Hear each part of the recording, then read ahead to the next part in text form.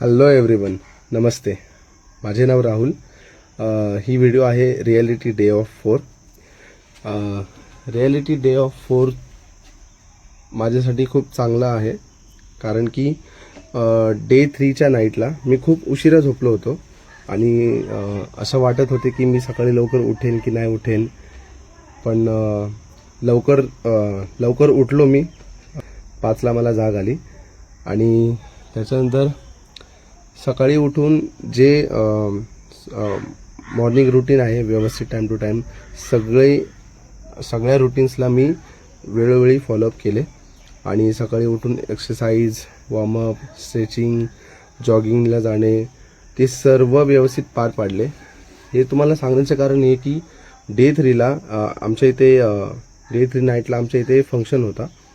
So फंक्शनला attend केल्यानंतर मित्रांसोबत अजून काही टाईम स्पेंड केल्यानंतर तर मला उशीर झाला होता खूप. चक्क रात्रीचे 3 वाजले होते.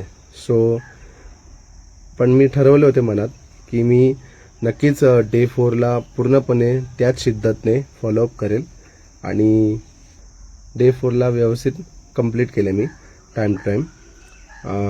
आणि मला तो खूप आनंद वाटतो, कारण की डे 1, 2, 3मध्ये माझ्याकडून खूप मिस्टेक्स झाल्या, काही गोष्टी स्किप झाल्या, काही गोष्टी मिस आउट झाल्या.